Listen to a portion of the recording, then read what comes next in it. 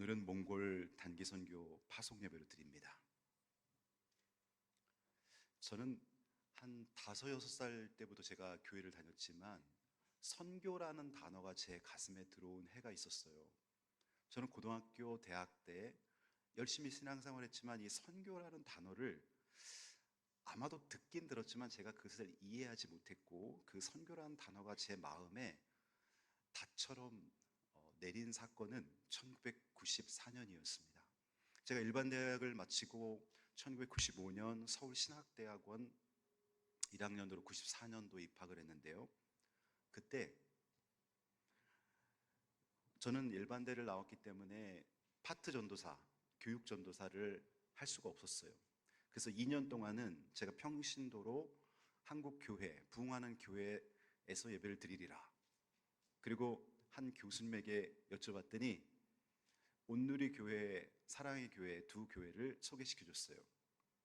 그래서 온누리 사랑의 교회 옥하는 목사님 그 교회에도 한 2주 정도 제가 참석을 했고, 그 다음에 온누리 교회 당시 하영주 목사님이 설교하시는 그 예배도 제가 참석을 했어요.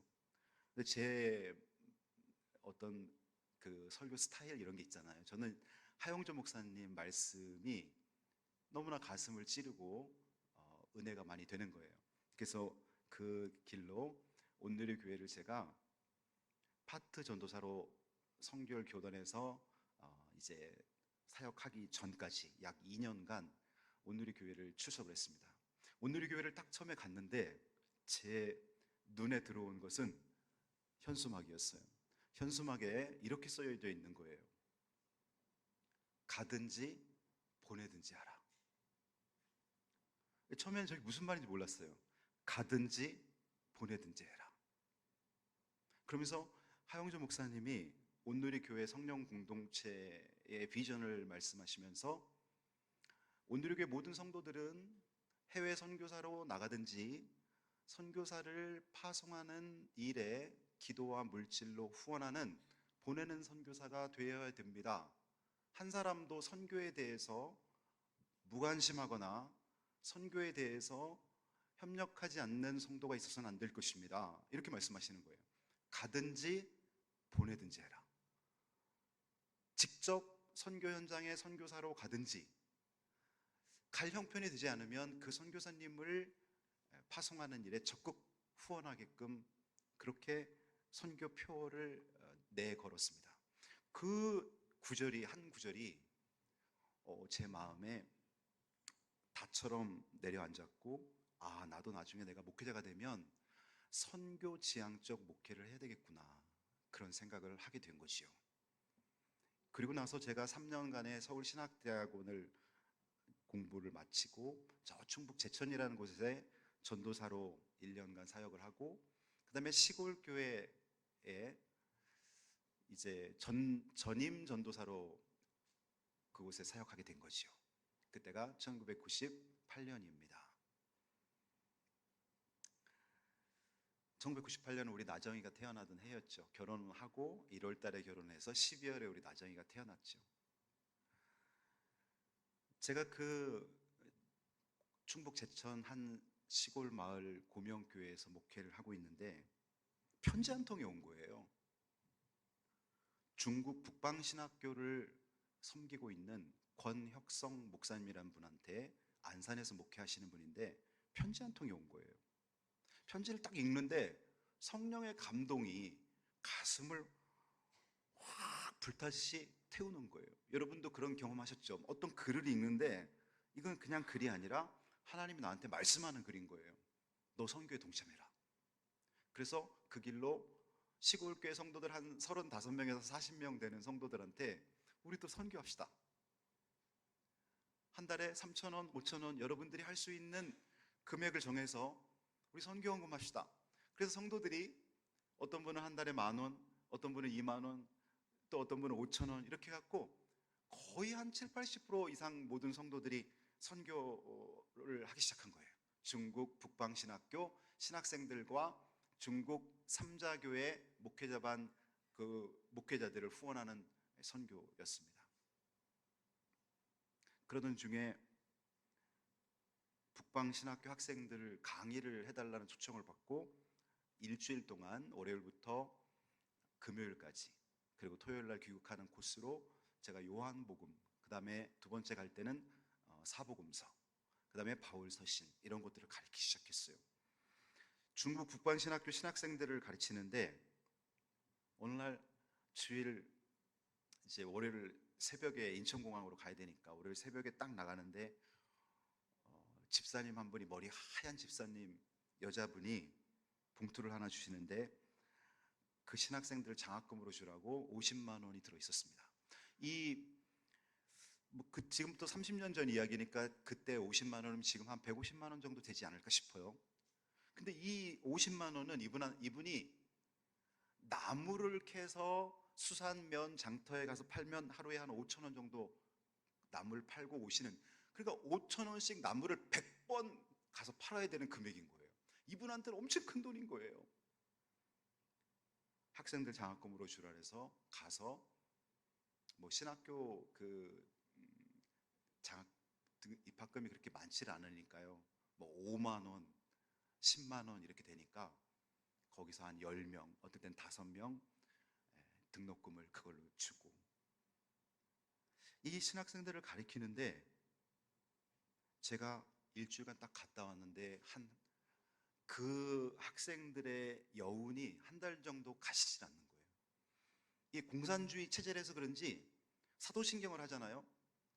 정말 토시 하나 안 틀리고 한 3, 40명이 똑같이 토시 하나 안 틀리고 사도신경을 외우는데 너무 놀라워요. 그 다음에 얼마나 그 말씀을 사모하냐 하면은 저는 그때 그런 걸 느꼈어요. 가르치는 자의 행복이 이런 거구나. 학생들이 그냥 빨려 들어가는 것 같아요. 그냥 마른 스폰지에 물을 부으면 쭉 빨아들이듯이 그 눈빛, 반짝반짝한 눈빛과 그 말씀을 빨아들이는 그 흡입력을 지금도 잊을 수가 없어요. 그래서 그 다음에 또 가게 되고 또 가게 되고, 한 번은 그 북방신학교에 신학생 반도 있지만 목회자반이 있어요. 이 목회자반은 40대, 50대 이런 목회자들이 있는데, 중국은 그 당시, 지금은 모르겠습니다, 30년 전에 중국에는 교회가 두 개로 나눠져 있어요. 하나는 삼자교회, 그 다음에 하나는 지하교회입니다. 삼자교회는 국가에서 인정한 교회입니다. 그러니까 공안들이 들어닥치지 않죠. 근데 지하교회는 국가에서 인정하지 않고 자기들끼리 모여서 우리로 말하면 개척교회 이런 교회인데 은밀하게 예배를 드리는 거죠. 그러니까 지하교회 설교하러 가거나 지하교회 강의하러 가면 공안이 이쪽으로 들이닥치면 이쪽으로 도망가야 돼요. 강의하다가. 그러면서 한 번은 이 목회자반 강의를 하는데요, 한 25명에서 30명 정도 목회자들이 모였는데 이 사람들이 신학을 공부한 사람들이 아닙니다. 중국 당시 10개 교회 중에, 삼자교회 10개 교회 중에 2교회 정도만 신학을 전공한 사람이고 나머지는 교회가 100명, 200명 성도들에게 설교를 하는데 이 사람들이 다 그냥 집사님들이 돌아가면서 하는 거예요.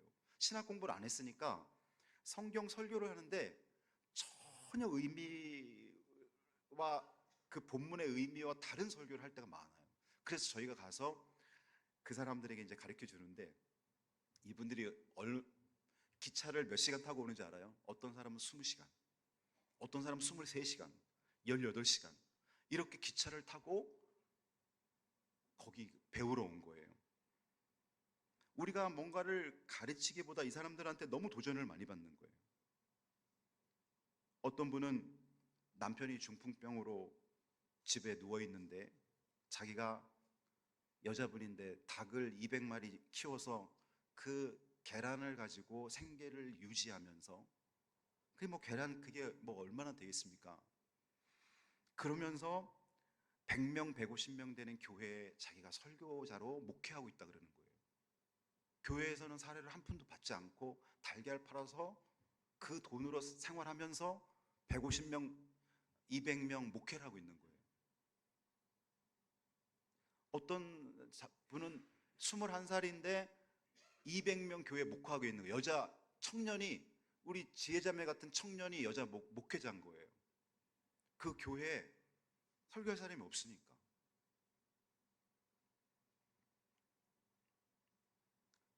어떤 분은 1년 수입이 200만 원에서 300만 원 정도밖에 안 돼요. 지금으로 말하면 한 4, 500만 원? 그래도 한 달에 한 40만 원 정도밖에 되지 않는 돈. 1년 수입이 농사 지어서 400만 원에서 500만 원밖에 안 되는 돈으로 농사를 지면서 목회를 하는 거예요. 그래서 그런 사람들의 이야기를 들으면서 정말 너무나 많은 은혜를 받고 왔어요. 하나님이 이렇게 일하시고 있구나. 그러면서 2005년에 시골교회 성도님들하고 저를 포함해서 13분이 중국 삼자교회 탐방을 갔어요. 세 도시, 북경, 심양, 장춘, 이 세 도시에 있는 삼자교회를 탐방하게 되었는데, 한 번은 어떤 교회 들어갔는데 우리 5층의 성가대실보다 작아요. 성가대실 한 3분의 2 정도밖에 안 돼요. 크기가 작지요. 근데 성도들이 몇 명 모이냐 그랬더니 4, 50명 모인대요. 그 작은 곳에 4, 50명이 모인대요. 바닥을 보니까 바닥은 그냥 맨 땅이에요. 땅. 뭐 이렇게 콘크리트 이런 게 아니에요. 맨 땅이에요. 그냥 맨 땅에다가 성도들 앉는 의자가요, 사각의짝 그 틀 좀 튼튼한 걸 엮어갖고 앉는 자리를 만들어 놓은 거예요. 여자 목사님이었어요. 그래서 이런 데서 목회하시는구나. 근데 그분이 이렇게 말하는 거예요. 목사님, 저희 교회 성도들 전원이 성령 받았습니다. 그때부터는 막 이게 소름이 끼치는 거예요. 4, 50명밖에 안 되는데 저희 교회 성도들 전원이 성령 받았습니다. 모두가 방언을 말하고요, 성령의 은사가 나타납니다. 이게 뭐지 도대체? 이렇게 열악한 환경에서 목회하는데 성도들 전원이 성령을 받고 방언으로 기도를 하고 성령의 다양한 은사들이 이들에게서 나타난다고 저렇게 떳떳하게 말할 수 있는 그 목회자의 그 당당함에 놀라게 된 거예요. 그리고 이제 거기를 다녀왔는데 우리 남자 권사님 한 분이 너무나 은혜를 받아서 다녀와서 저녁 예배에 간증을 하면서 춤을 추시는 거예요. 자기 안에 하나님에 대한 섭섭함, 이런 응어리가 다 해결됐다 그러시는 거예요. 이것이 여러분 단기 선교의 힘입니다. 그 후로 이제 2006년 서울에 부목사로 와서 중국 청도 조선족 교회에 청년들 한 18명 데리고 단기 선교를 다녀왔고요. 장충당교회 부목사로 있을 때는 2010년 베트남 동라이성 훈족들에게 의료 선교를 다녀왔어요. 의사 2분과 간호사 1분, 그리고 청년들 약 20명이 그 훈족들을 치료하면서 저녁에는 복음 드라마, 또 우리가 준비한 태권도, 그리고 부채춤 이런 걸 통해서 그들에게 문화적으로 접근하면서 복음을 전하게 되었습니다. 이수교에 와서는 우리가 이수교에 캄보디아 2번 단기 선교 가는 걸로 여러분 기억하시죠? 3번 다녀왔습니다.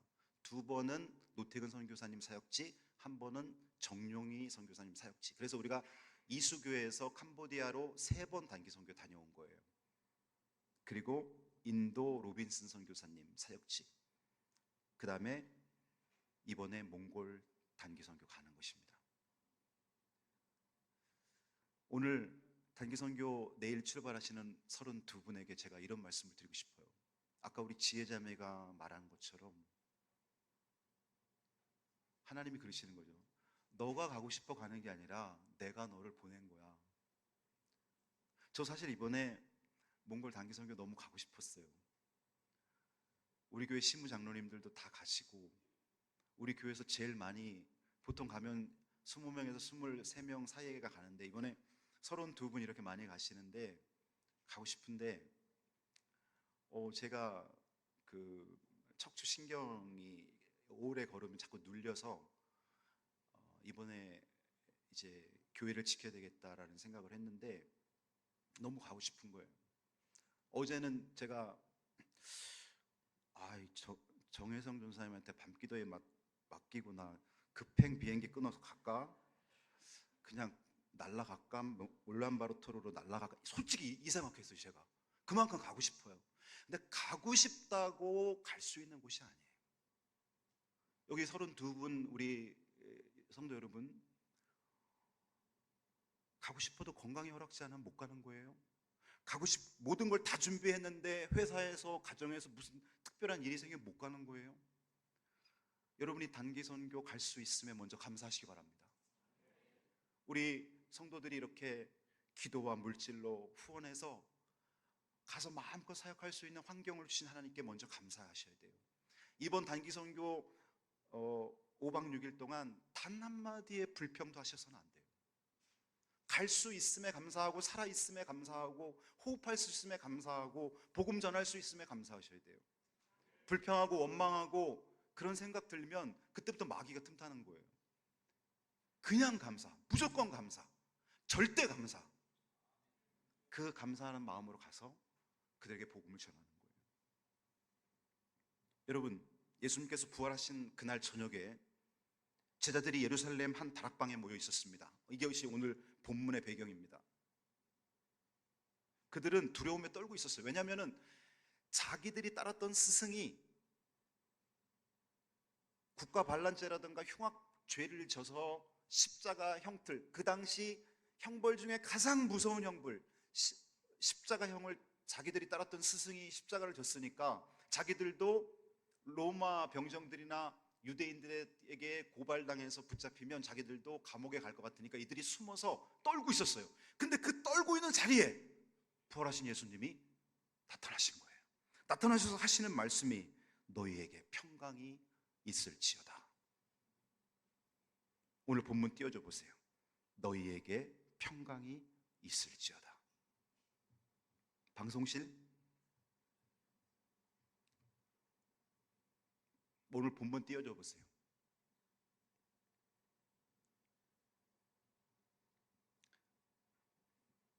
제가 여기 읽어드릴게요. 너희에게 평강이 있을지어다. 이 평강을 하나님이 왜 주실까요? 우리가 인생을 살면서 여러분 얼마나 두려움이 많아요. 건강에 대한 두려움, 자녀들에게 또 안 좋은 소식이 들려오면 어떨까 두려움, 직장에서 나보다 더 똑똑하고 준비된 젊은 사람들이 계속 올라오는 그 경쟁 때문에 내 미래에 대한 두려움. 근데 우리 주님이 오셔서 우리에게 하시는 말씀은 평강이 있을지어다. 내가 너와 함께함으로 인해서 너는 평안할지어다.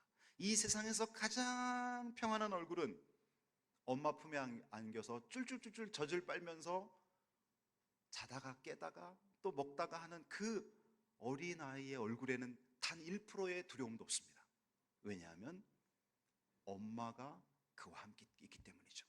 우리 32분의 단기 선교 파송받는 우리 선교사라고 불러드릴게요. 일주일간 몽골 선교사님들이요, 두려워하지 마십시오. 성령 하나님이 여러분과 함께 하시기 때문에 여러분 평안하십시오. 예수님이 말씀하셨잖아요. 너희에게 평강이 있을지어다. 그러면서 예수님은 거기서 끝난 것이 아니라 이렇게 말합니다. 아버지께서 나를 보내신 것 같이 나도 너희를 보내노라. 성부 하나님이 인류를 구원하기 위해서 삼위일체 하나님 중에 성자 예수님을 이 땅에 보내셨습니다. 성부 하나님이 예수님을 우리를 위한 화목제물로 보내셨습니다. 그리고 예수님은 그 사역을 훌륭히 마쳤습니다. 이제 부활하신 예수님은 성부 하나님께로 승천하기 전에 제자들을 또 마을로 파송합니다. 파송하면서 하시는 말씀이 나도 너희를 보내노라. 전도 현장에, 선교 현장에 나도 너희를 보내노라. 그러니까 여기 32분은 여러분이 가고 싶어, 물론 여러분이 가고 싶은 마음이 있으니까 가셨겠죠. 그러나 그 마음을 움직이신 분이 하나님이고 그 환경을 허락해 주신 분이 하나님이라는 거예요. 그래서 예수님이 여러분을 몽골 울란바토르 현장에 보내시는 거예요. 나도 너희를 보내노라. 한번 따라해 보세요. 시작. 나도 너희를 보내노라. 그러니 여러분은 누가 파송한 거예요? 예수님이 여러분을 파송한 것입니다. 부모님이 야, 너 단기 선교 갔다 와. 내가 단기 선교 참가비 줄 테니까 갔다 와. 그래서 그것 때문에 간 게 아니에요. 그 그 이미 전부터 하나님이 여러분을 선별하사 이번 몽골 울란바토르 지역에 여러분을 파송하는 거예요. 하나님이 파송하신다면 그곳에서 하나님의 일하시는 손길을 분명히 여러분은 알게 될 것입니다. 사모하십시오. 하나님의 일하심을 갈망하십시오. 하나님이 보내셨기 때문에 기대가 되는 것이죠. 파송은 우리가 원해서 가는 것이 아니라 주님이 원하셔서 보내시는 것입니다. 20세기 초 한국에 온 미국 선교사 언더우드와 아펜젤러는 조선이, 당시 대한민국의 이름 조선이 낯설고 위험하다는 이야기를 들었지만 하나님의 부르심에 순종했습니다. 언더우드는 당시 26살의 젊은 나이로 나는 하나님의 부르심이 있는 곳에 가겠다는 믿음으로 이 땅에 발을 디뎠습니다. 그 한 사람의 순종이 오늘날 한국 교회의 부흥의 뿌리가 되었던 것입니다. 마찬가지로 오늘 우리가 몽골 땅을 밟는 것은 우리의 계획이 아니라 하나님의 명령입니다. 이것은 선택사항이 아니라 모든 성도들의 삶을 관통하는 거룩한 명령입니다. 두 번째로 파송은 성령님이 동행하신다는 거예요. 그래서 오늘 본문 다음 절 22절에 보면 성령을 받으라. 예수님이 전도자로자 마을로 이들을 파송하면서 선교자로 파송하면서 예수님이 하신 말은 성령을 받으라. 다른 건 다 준비됐는데 성령이 준비 안 됐어요. 그러면 여행으로 끝나는 거예요. 다른 건 준비가 좀 미비한데 내 안에 성령의 충만함과 성령의 인도함이 있어요. 그거는 선교가 되는 거예요. 왜냐하면 전도와 선교는 성령님이 이 땅에 오신 주 목적이자 성령님이 전도와 선교하는 자들을 그 발걸음과 그 입술에 강력하게 함께 하시기 때문입니다.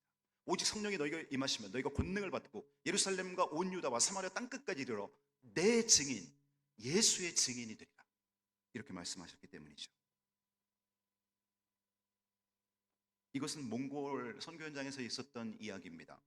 한 한국인 자매가 몽골에서 단기 선교를 하던 중에 시골 마을에서 만난 청년에게 복음을 전했습니다.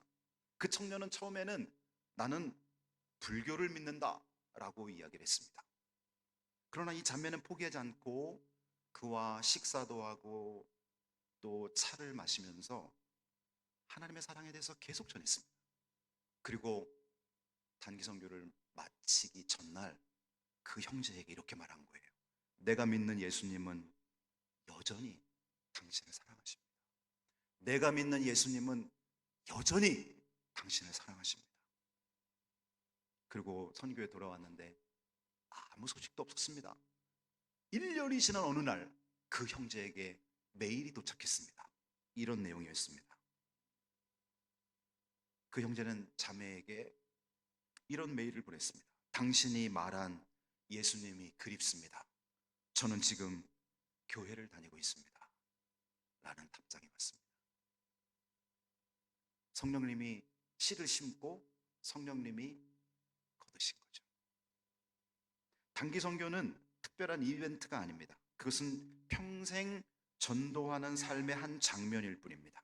몽골에서 5박 6일은 여러분 삶에 집중적으로 전도 선교하는 기간이지만 다녀와서 딱 끝나는 게 아니에요.